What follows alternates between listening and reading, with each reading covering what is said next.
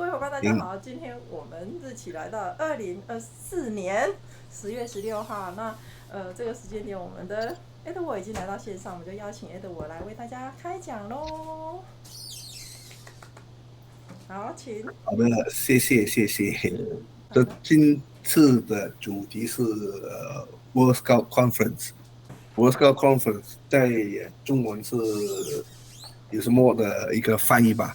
你们有什么share一下你们所了解的 World Scout Conference 应该怎么翻译成中文？今天有那个 Patrick 有跟我反映说，有一种翻译就叫做是世界童军领袖会议。OK， 把领袖给加进来了。好的。啊，对，世界童军领袖会，对。好。他们英文就是只是字面翻译的话，就是世界童军会议。其实它只是就是说怎么说，只是领袖的一个部分啊，就是领袖可以参与的一个部分，就是决策性嘛，就是好像世界联合国的每一个国家的派的团代表去一个世界组织的一个方向啊 policy 啊之类的一些协调啦。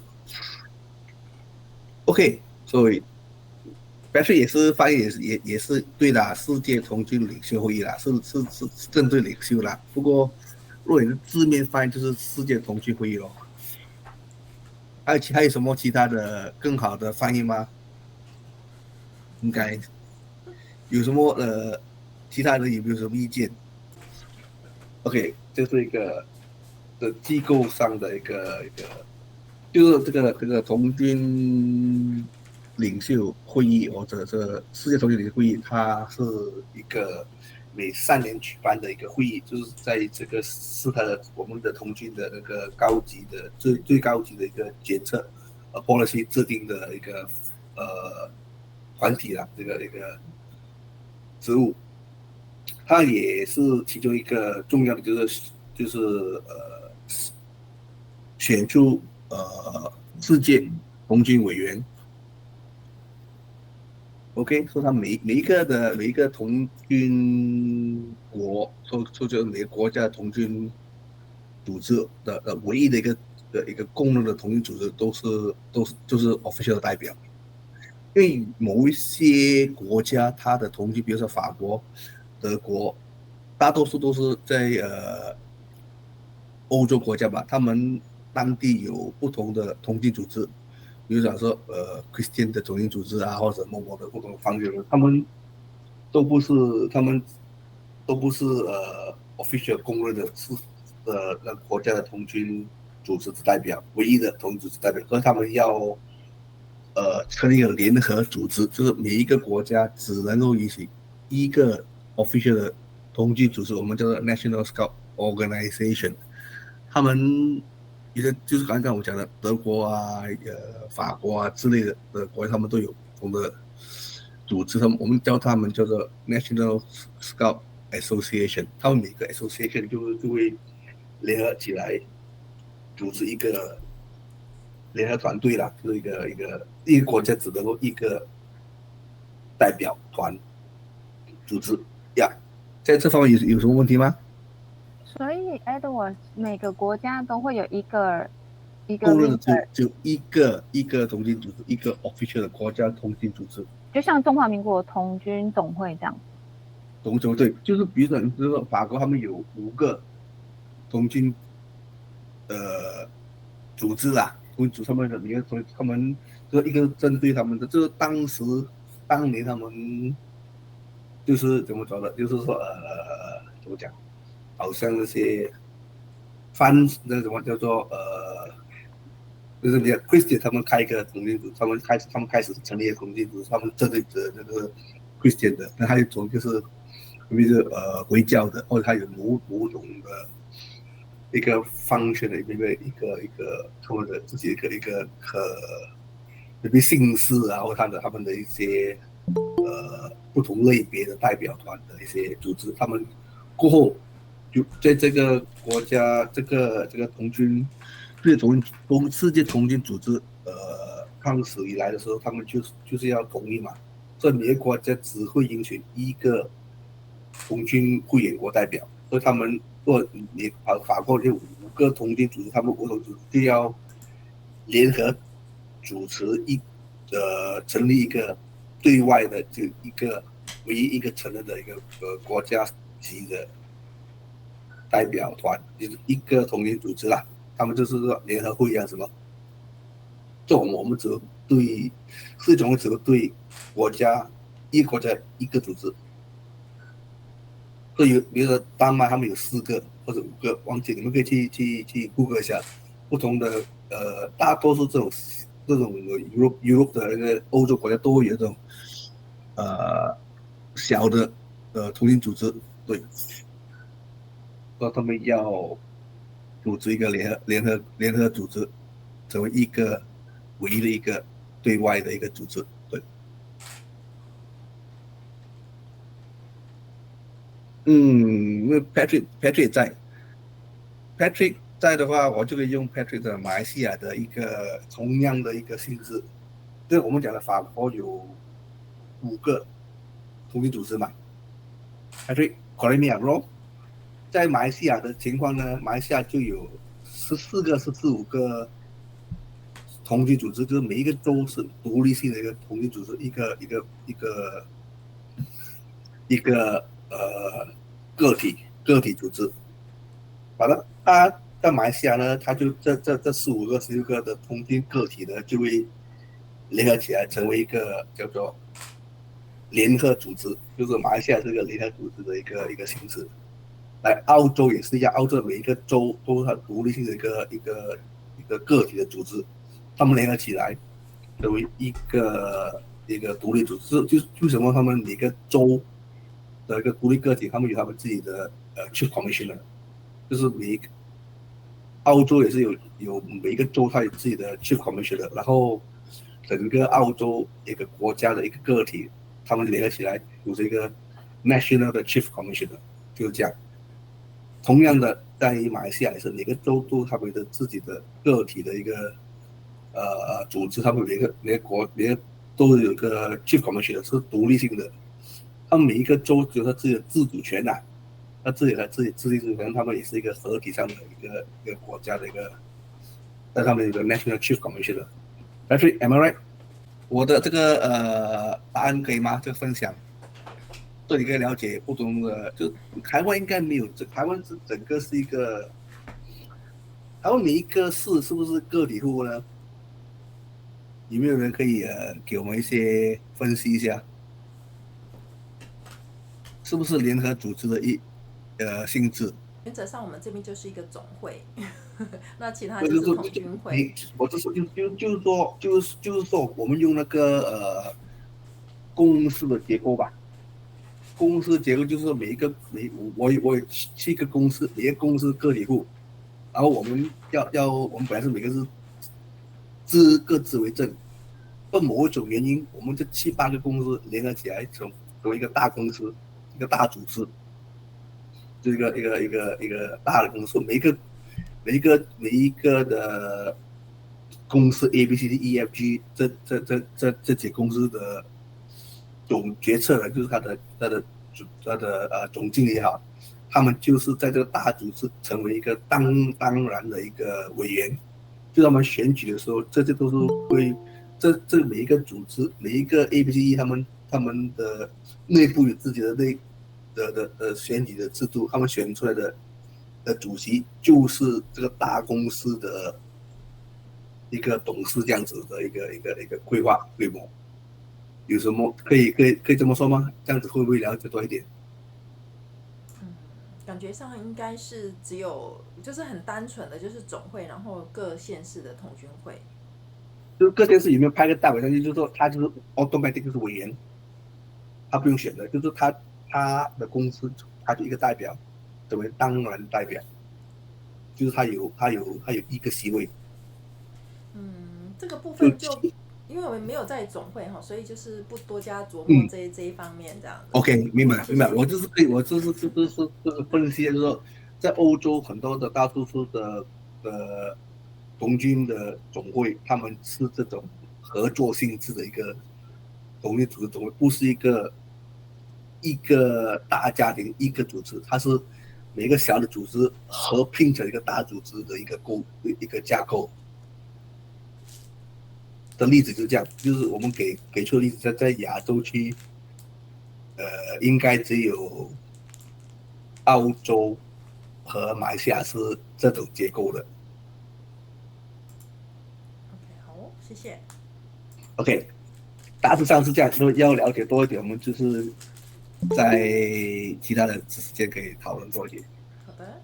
对，就这个 World Cup Conference 里面，他就会选出这个 World Cup Committee。World Cup Committee 他们就会有一个主席，然后他们也有一个这个秘书处，就 World Cup Bureau， 他们会appoint 这个一个总秘书或者这个秘书来run 这个整个的一个行程。在另去一个公司的架构里面，总秘书就好像 CEO 这样子，就是一个公司的管理层的 CEO。World Cup 这个就是管理层的一个架构。World Cup Committee 的成员就好像我们公司架构的董事这样般的运作。就董事部就是他们策划那些大方向啊，行政上的一些改革或者 policy 啊 governance 的之类的东西。然后因为他这个董事是从很多国家也选出来的嘛，所以每3年之后这个董事就会改选了，就是这个 World Committee 在这边。对 ，OK，World Conference 它的用意在 World Conference 它是一个，它有 confirm， 它有这几个架构在里面，就是 World Committee 我们就讲的那个好像公司的董事这样，还是它就是世界风景委员。OK， 他们是制定那些方案或者是执行那些方案的一些架构。在这个 World Cup 就是秘书处它有分，就是由这个总秘书来负责营运，而且它有秘书处有分成6个 region 6个区块的 office， 去方便给每一个同军国的 support。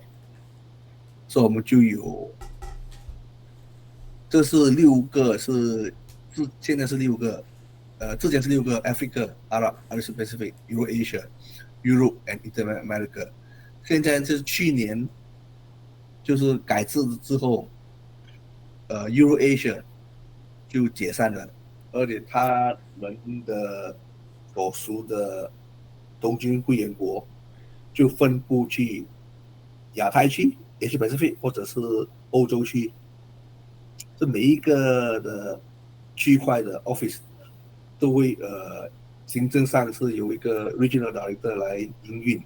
OK， 刚才我所讲的 World Conference 就是一个董事会嘛，就是其实就是大的一个，不叫董事会，应该叫做股东大会了，应该叫做股东大会，就是所有的 national 国的那个同学会的派代表，就是说要选，就从股东们里面推举而选出这2位董事，去执行这个大的一个组织上里面。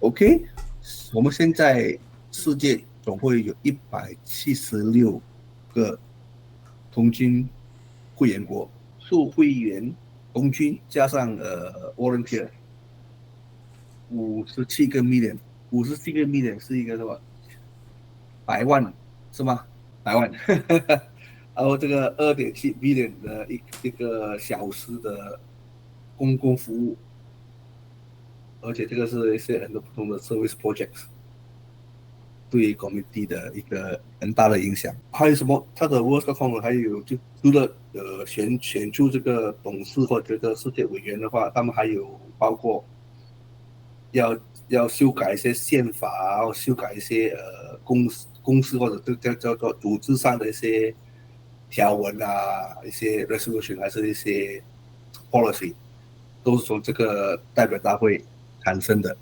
还有 approve 那些annual budget。还有 oversee 这个整个的秘书处的运行，还有就是 appoint 这个总秘书这个委员，或者我们说就好像公司的董事这样，我们有12位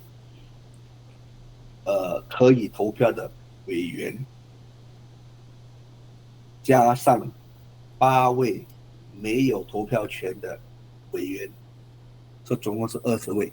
是哪20位呢？设置8位没有投票权哦，这是什么？对，没有投票权。12位有投票权，8位是没有投票权的董事，就好像执行董事和董事里面有分可以投票是没有投票的，是它的那个架构上是一样的情况。就我们要选出12位有投票权的委员，和加上8位没有投票权的委员，他们就是这20位就成为了这个世界委员的成员。这12位里面，他们他们之中会复选一个主席和2个副主席，其余的就是委员。那8位没有投票权的委员哪里来的呢？他们就是Regional Committee 的这每一个大区域里面的委员里面的so-called 他主席，就是 automatic 就是成为了这5位的没有投票权的委员，就是那5个 Asia Pacific 那几个，我们回去看那个，就是这几个区块 ，Africa、Arab、Asia Pacific、Europe、Inter-America， 他们会有他们自己的同样性质的，我们在讲的是 World Conference 嘛，Regional 里面也有他们的 Regional Conference， 也是从那个 Region 的那个会员国去复选和产生的那个 Regional 的委员和他的主席，都每一个 Region 的主席就是代表他们的区块成为当然的世界委员会的成员之一。不过他不是票选出来的，是他们没有投票权，在那个行政的那个委员会议里面，他是没有投票权的。还有加上3位，就是总秘书是委任的 ，Treasurer 财政也是委任的，加上一个代表，由那个世界童军的基金会派出的代表参与这个被委任为这个委员会的成员，或加上起来就总共是20位。有什么问题吗？在这边？所以所有的委员他们都会互相认识吗？可能 introduce themselves or how do they come？ 可能不会互相认识，不过就是说，在这个童军领袖大会的时候，每一个国家都可以提名他们国家的童军领袖去竞选这个世界委员，他们就会在这个世界童军领袖大会上要 present 他们的服务的能力，为什么他们要被选中或当选这个委员的一些计划啊之类的东西，由大家去评论，然后才到那个票选的时候，他们就会投给某某的代表。过后之后，他们就有一个叫做 induction， 就是一个委员欢迎仪式，他们的里面就有一些互动，就是他们票选的这12位，加上这8位、20位，就会集合起来去一个国家，那个国家就会协办这个，好像一个第一天开学这样子去参加这个，他们就互相认识之类，他们就讨论一下他们的要怎么去执行这个委员会的任务，这样。有些是认识的，有些可能不认识的。都要通过他们会拉票，他们会就好像去竞选这样子，他们要拉票，不认识的也会来跟你们拉票的，对。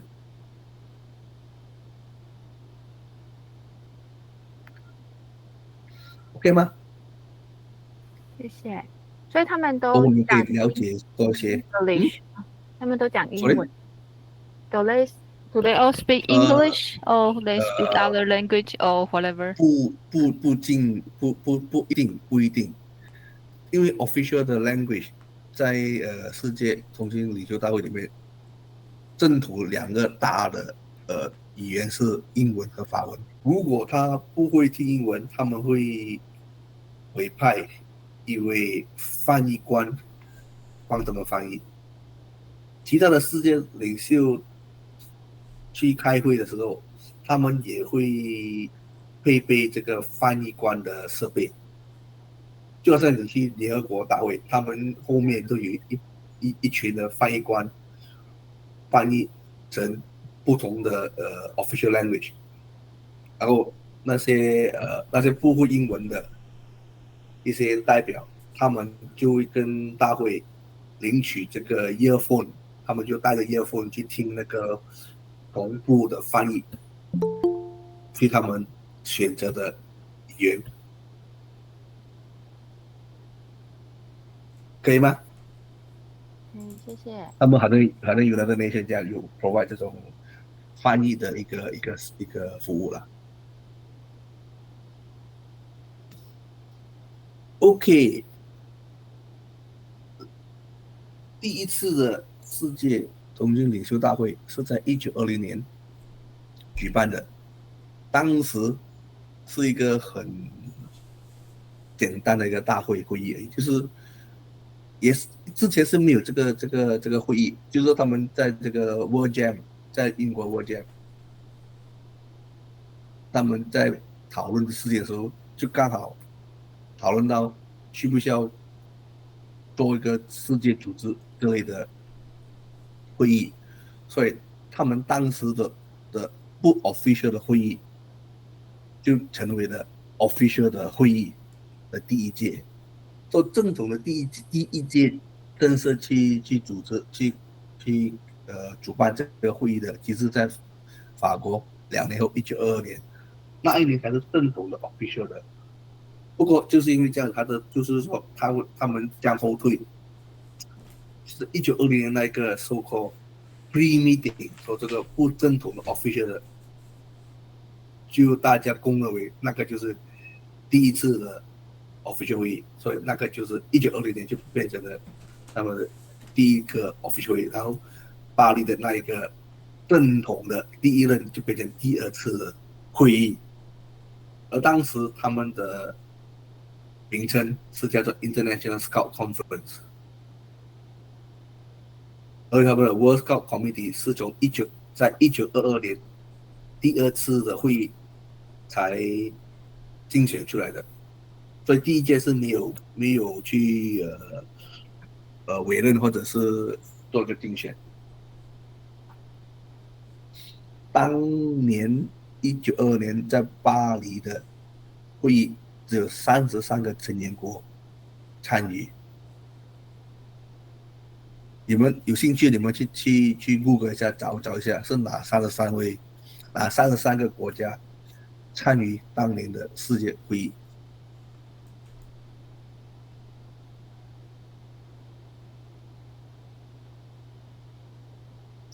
OK， 我们也举办了43届世界统计会议，所以我们对上今年的世界统计会议刚结束是8月份，在埃及开罗。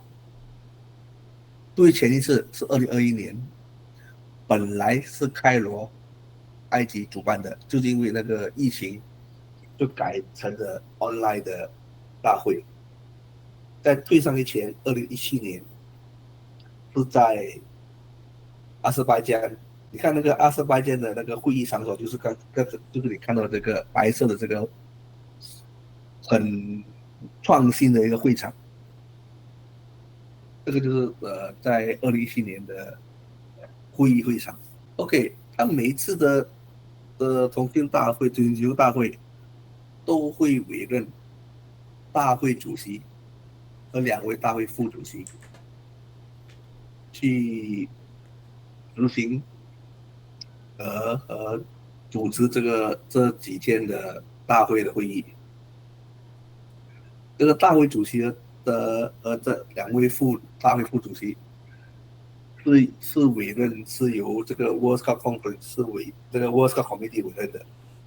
他的职责是 lead 这个 meeting of 这个 General Assembly and also provide productive 的那个 decision 的 making process， 维持秩序，维持一些，就好像那个什么那个国会开会的时候那个面的主席的是一样的。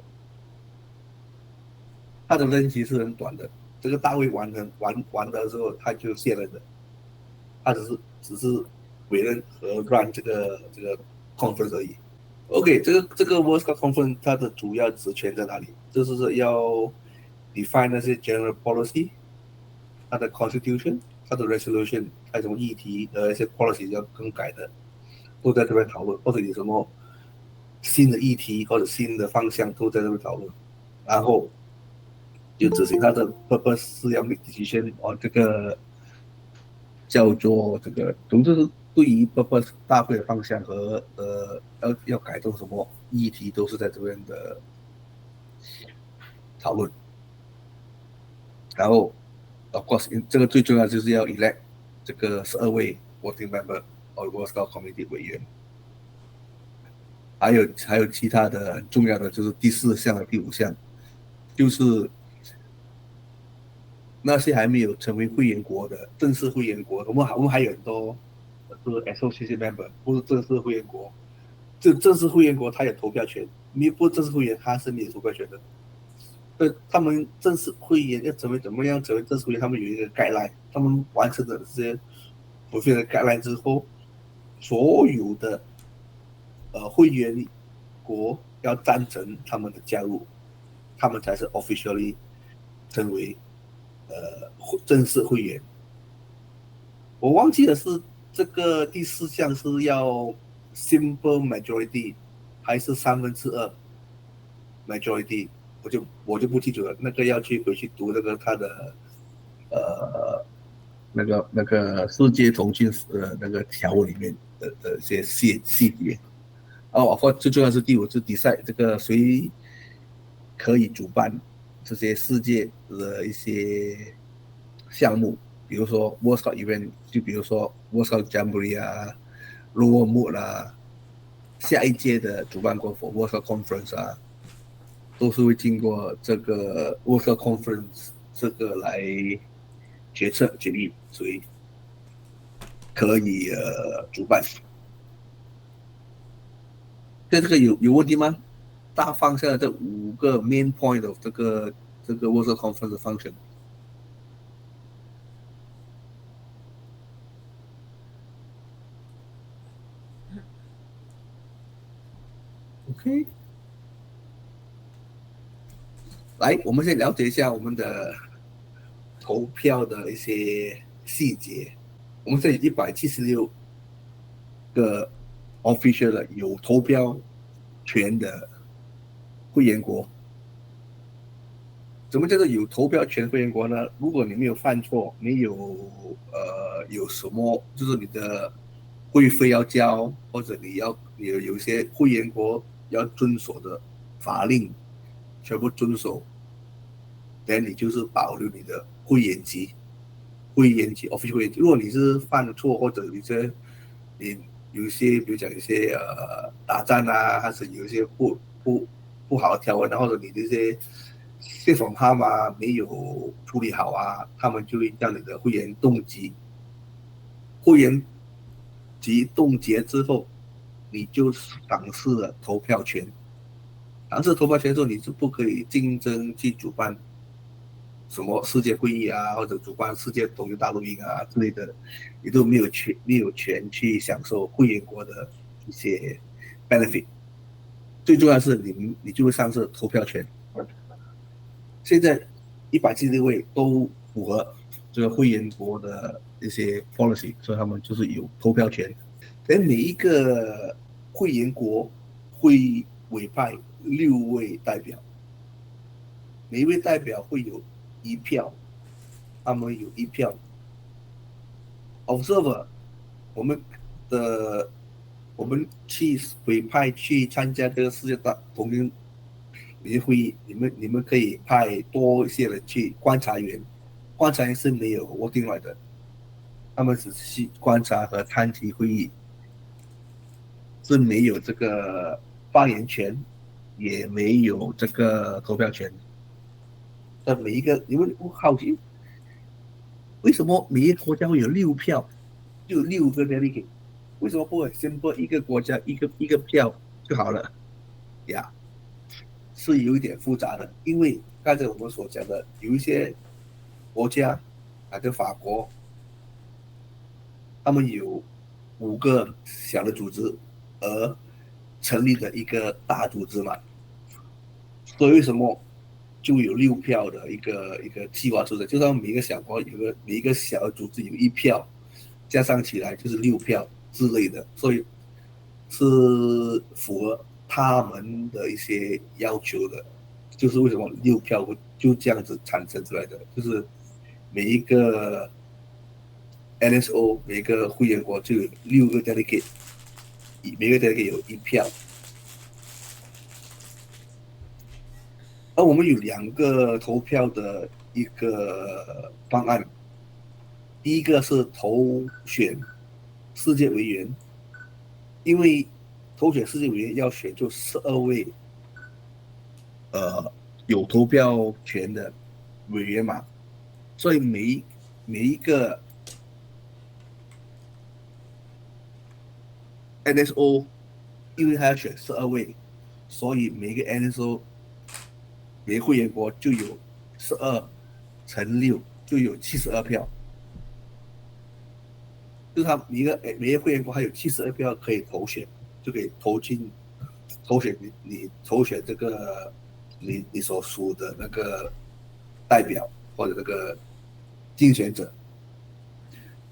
这个有一个条款的，就是同一个 NSO 不可以将多于6票给予同一个人、同一个竞选者。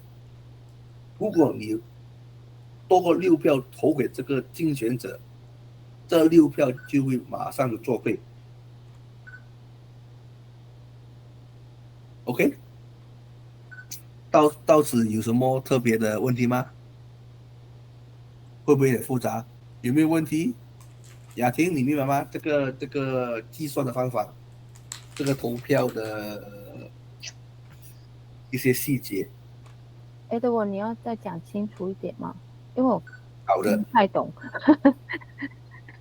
因为 OK， 第一个 base 的这个answer， 每一个会员国它有6票，就是它有6个代表嘛，所以六个代表它就是有6票，对吗？对。OK。所以他也不能超过6票啊，因为他这个国家他要投给，比如说他要投给某候选人，那他就只有6票而已啊，他也不会超过6票啊。没有，就是他有6票，对。OK， 我重复讲，每一个会员国他有6票，对，6票了。不过因为他要选12位委员嘛，所以他们的总票数就有72票。OK。因为他选他这个6票，他每一个人他可以每个人有6票就对了，每个人6票都对啊，他可以投每个人投6票，就是每个人可以投最多可以投6票，他不可以投多过6票。那他就给他6张，他没有限制，他一定要给他6票，不一定是一起给了，比如讲说这个某某代表是 A 啦，我这个国家我可以我这个国家我可以投给他6票，一个国家吗？只有6票吗？我给他，或者我不要给他6票，我给他4票，可以，或者我给他1票，可以。OK，这个概念就有一点弃票类似。不可以我今天如果是给6票，它就是满分，完全的认同，买票，对是类似这样的概念吗？对，我买票，我给他6票，不可以再投了。第7票我不会给他，我不会给他的。我给他的话，我整个7票都作废。所以你6位委员要先讨论好你要投给谁，因为你不能一直都投给他，是这样吗？你6票，你有6，因为你每个委员，你的每一个委员不止6票啊，对啊，所以他要他有讨论啊。他有70，他有72票嘛。他有他有他有没有总数只有70，总数是72票，对他每一个人有12票，每一个委员有每一个代表他手上抓住12票，对吗？因为他选12人吗？对是他本身每一个代表他有12票，他只能放1票，他不能放2票进去。他放2票进去的话，他就必须得他的同伴，他其他代表不要放超过这个票数。如果他放2票，其他的5位代表放5票，一人1票下去就7票嘛，5+2嘛，就7票就作废。所以这个国家的投票就不算。不算，他就代表这个竞选者，他拿到你的国家的7票作废，其他票数还算。OK， 他是少了这7票，就是他的其他人给他的票数还算是有的吗？不过他拿到这7票，这个同一个国家的代表团给他的7票就不算在里面的，因为已经超出了嘛。不只是超出那1票不算，整个7票都不算。那你如果要害别人，你如果害别人不当选的话，那你就全部都投给他，他就不会当选了。其他人还会投给他吗？他还是会当选啊。他其他票数是他的其他人给他的票数是可以算啊，你给他的7票不算啊，你自己打死自己吗？没有人做这种事情啊。你给他这7票不算他的票仓里面，比如他已经拿了500张票，你这7票不算进去，本来你算进去的话是507吗？你给他6票的话就是506，你给他7票，这7票不算，他的本身的票仓是有500票，就是有500张的哟。了解。所以他是没有损失的。嗯，你这7票浪费掉而已。这个系统不会害人的，你害不到人的，你害自己而已，可以吗？那就是说，必须在自己代表团里面，就是先协调好，在投某个候选人最多就是没有他可能，第一个可能投1票，第二个人投2票，在其他的就要投其他的，或者说第4个人的话，只能再投3票，在其他人的话就不能再投同一个候选人。如果再投加1票上去以后，7票就作废。如果还有的没有，他的票仓每一个有12票，每个代表有12票。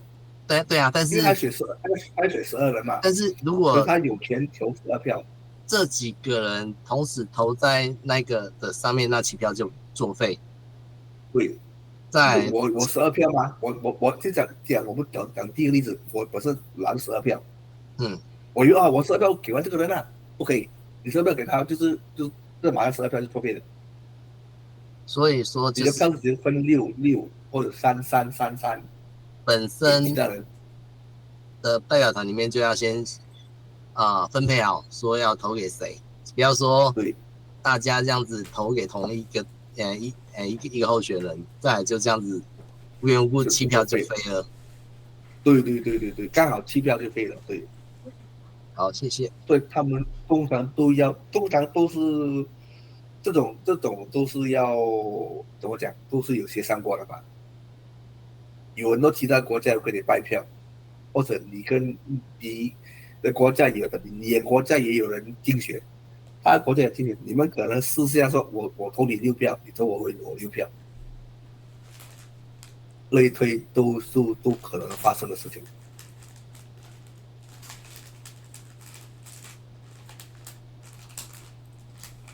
如果协调不好的话，就好像我们的亚太区，我们有4位还是5位竞选，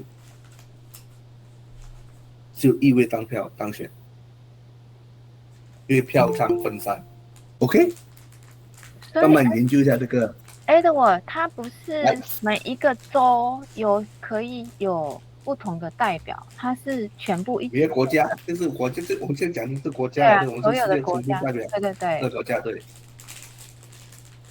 所以因为我们你如果欧洲的代表人员选上的比较多的话，那就代表的人员就是欧洲的国家会比较多的代表。不是，因为他们比较，如果你讲票仓来讲，亚洲区的票仓比欧洲的多，是亚洲区的成员国加起来的票仓比欧洲区的多。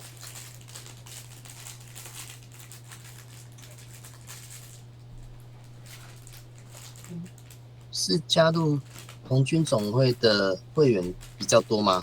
还不是，我们不讲会员，我们是讲的是国家，每个国家有6票嘛。我们的亚太区有36国，哎，欧洲区有多少国？好像没有到36国啊，是哦，颠覆想象。哎，不知道，没有我没有不确定，这边没有很不确定，我不确定，我就是说，就是说他的那个呀，要去算一下，回算一下。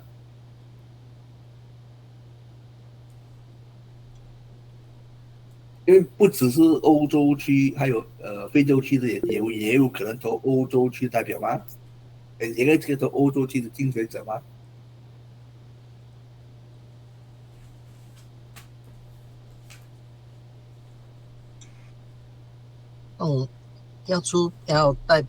要派出代表团的，是不是基本上就是必须童军的会员国，童军总会的会员国？我这个 World Scout Conference 这一届这一届在开罗的，我们的正式统计是176个 NSO， 所以应该是说176个国家啦，就是176乘6，176乘6乘12，就是总票仓。对，因为每一年你要选12位吧，所以就是176乘以6个 delegate， 每个代表有12张票，因为他可以选12个人嘛，所以就是176乘6再乘12，这是总票仓。这样的话，真的要拿到比较多数票的话，真的有点困难哦。这个不是说地区比较多那么代表没有优势，你要做一个怎么说呢？伙伴就对了。你看刚才有人问嘛，他们认不认识的？大多数不认识的，有些是第一次出来竞选，有些是从来没有出过来的，有些是到竞选那日才跳出来的，都有。有些就是换票，某某的 NSO 跟某某的 NSO 互相互利来换票。他出来竞选人的那种人数没有限制吗？对，竞选的人数没有限定，不过他的最重要的是每一个竞选者要得到总会的认证，才可以将这个意愿书上呈去这个世界童军领袖大会的秘书处认证成为竞选者。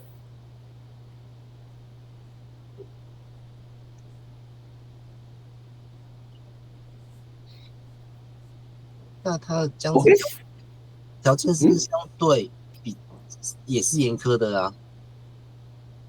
什么东西？说相对的那个竞选的条件也是严苛的啊，不是说随便说哦，我想要竞选就能竞选。那当然，这起码的一个最重要是你是会员国要承认这个竞选者真正的是，第一他是从军，第二他的会员级有效。如果他本身没有还会员级，他的会员作废的话，他的竞选也作废。他有交会员费，不过他的国家办了错，被罢免会员，被罢免成为会员投票权，他的认知也作废，对吗？这是最基本的啦。OK。另外，除了这个，因为这个是选委员嘛，所以就是有12票，要选12人。其他的我们选这个 World Conference 的，我们选这个 World Conference 的，还有我们选这个 World Scout Jamboree 的，或者我们选这个 World 的，就不需要这么复杂，只有6票，每个国家只有6票。不过呢，这6票一定要用完，你只投5票，1票作废，全部作废。你不可以有一票成为废票，你要么就不投，要投完6票。包括这6票你可以分散投，就是说你可以投主办国，你可以投选择1或选择2或选择3。比如讲有3个国家竞选要举办世界同学大会，这个有个大会，你可以分散6票成为2票、1票、3票都可以。你投2票、1票、2票，总共加起来是5票，1票忘记投，全部5票作废。Interesting, right? 哦，这个投选这个event 有2个可能发生的事情，一个是这个 event 只有一个主办国，一个竞选者，就是比如说如果只有台湾竞选，没有其他的竞选者竞选。大多数因为就台湾人要主办吗？所以就不用投了，他是赢定了吗？对不对？也是错的。他就是属于在一个 single bidder， 就是单一的竞选者，他也要 go to 这个 World Conference 的这个投票，就是要给你还是不给你，就是 in favor 投你，可以主办这个 event， against 不允许你举办这个 event， 或者是废票，这还是要投的。所以以这个部分来讲，因为只有一个候选人，那也就是说每个 NSO 的代表，每一位他只会有1票，那就是他就决定要投跟不投，大概就这个概念。他有投，你就会有得到那1票。6票你要投完6票。还是会有6票吗？我的意思是说，他6个人嘛，那但是这6个人每个人其实他还是只有1票，原因是他总共只有要投一个那个候选者而已。还是要投完6票。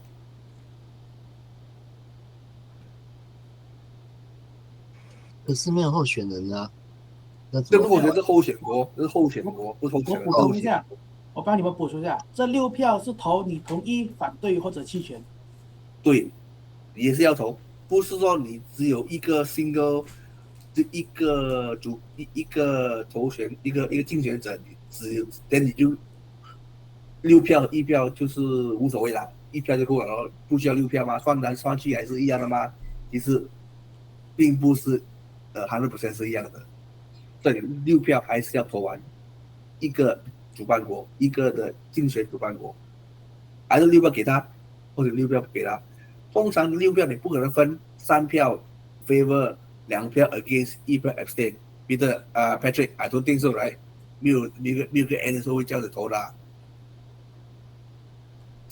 在玩什么把戏，我也不明白。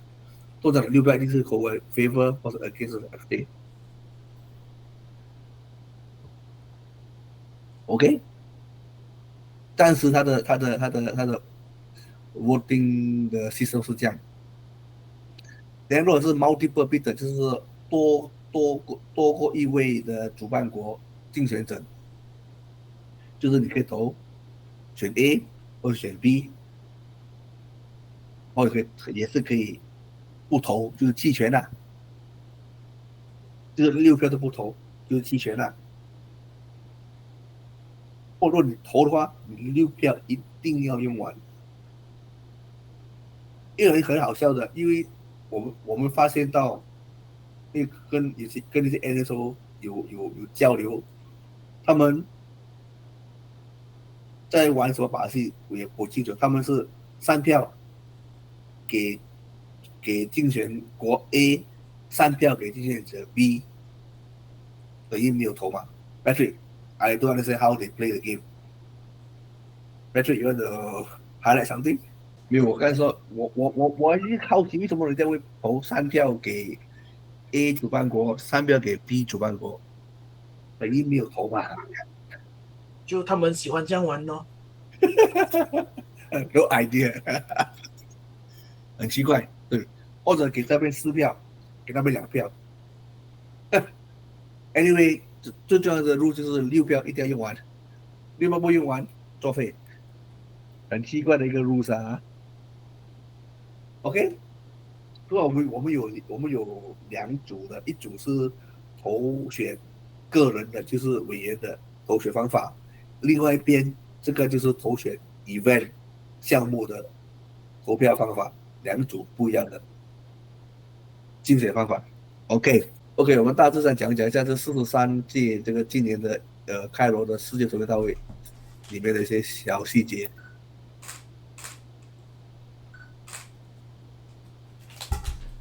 他们的 Intercontinental， 这3位就是跟我们刚才讲的大会主席，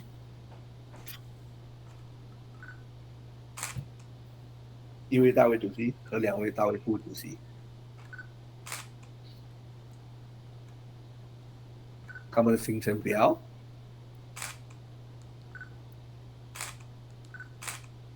这些是他们的大会的议程。World Cup Committee 要给他们的这3年任期的一些 report， 施政报告，然后总秘书的报告，财政的报告，就是我们的财政报告，就是我们的世界中军的会议组织的一些财务状况、收入和支出，一些详细的资料，还有我们的 next 3 years 的 plan， 以及我们的 next 3 years 或 next 6 years 的新的中军的一些大方向和方案。然后就是 election of 这个世界委员，2024年的2027年的，过后嘛就是一些 policy change 啊，或者一些 resolution change 那些 wording， 最后的9就是 wording of 那个 world event， 然后还有一些side 的一些小的会议，就是他们有一些 regional 的 meeting， 每一个大区他们自己的委员会的会议，一些 workshop， 一些知识增长的一些 marketplace 的一些知识，一些周边的一些知识型的一些 sharing， 有一些小的 dialogue exhibition， 一些大的一些方向的 plenary， 有一些小型的一些分类讨论的一些东西。详细的你们可以去的 World Conference 的一些 website 去读一下我的报告和一些资讯啊。这几个这些就是这次的 World Conference 的一些 resolution 的一些提案的一些 working 的。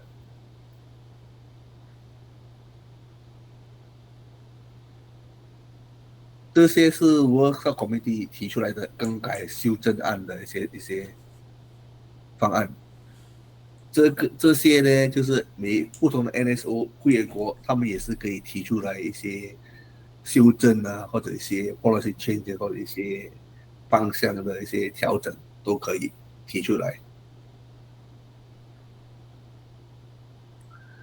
还有这个是最主要的一个 Constitution 的 Amendment World Scout Committee 的，是要加强 World Scout Committee 和 World Scout Bureau 在于 World Scout Event 的一些监控和一些management 的一些 function 比较 closely monitor， 就是预防好像 World Scout Jamboree 在 Korea 发生的一些不愉快的事件，一些 miscommunication 啊 misorganized 的一些事情的发生，要将这个 World Scout Event 比较完善，比较早期的去 detect 到一些问题的出现，所以这个是加强了这方面的一些 policy 的一些职责上的分类。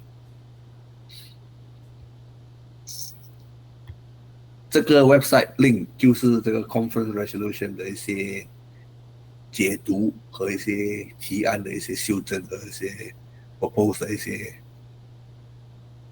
更改的一些东西。你有兴趣的就去这个网站去读一些资料。这个就是我们 World Scout Committee 2024到2027年所选出来的世界委员12位，亚太区只1位当选。OK， 这就是放大他们的照片，就是看到的就是我们的 Mori Chang for Hong Kong， 他就是当选我们的副会长，唯一的一位亚洲区代表，亚太区代表。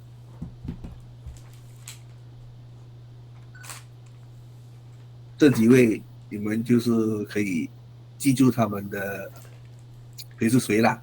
他们就是刚才我讲的是没有投票权的5位 regional 的主席，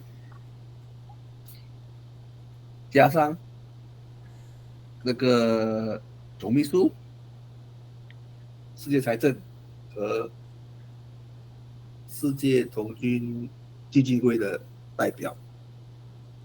他是世界基金代表，但是世界童军基金代表的一位董事。Del B. Covera 就是我们的亚太区的主席。有问题吗？到这边，依据他们的样子，有机会在童军会议或童军场合跟他们打招呼 ，say hello。很可惜啊，我们的总秘书已经辞职了。Patrick， 我们的总秘书已经辞职了，所以我们将会迎来新的总秘书。Patrick, you interested to go and apply for the Secretary General? Okay, next World Cup World Event 在这次世界大会的产生的投票的结果。是英国将会主办第4届世界童军领袖大会2027年。这个台湾也是成功赢得主办权 World Cup 2029，丹麦也成功的赢得这个 World Cup Jamboree 2031年的主办权。所有的主办国都不是第一次主办的，他们都是经验丰富的主办国。我们期待他们的雀跃的表现。丹麦第一次主办的 World Scout Jamboree 是在1924年。台湾对上一次主办 Royal Mode 是1995吧？还是我记错了的日期 ？Patrick, 95 or something else?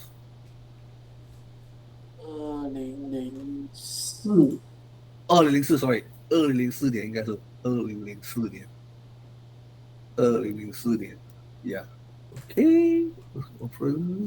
OK， 差不多刚好10:05，超出5分钟。OK， 有什么要问的？关于这个世界通讯大会，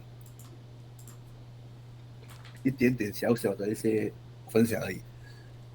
希望你们对这个世界会议有一点点的增加的认识。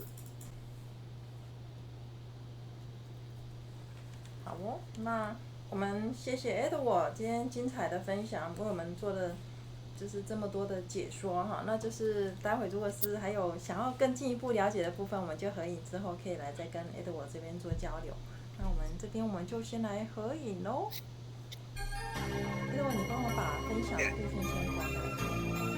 是我现在关，要开镜头了吗？开镜头了。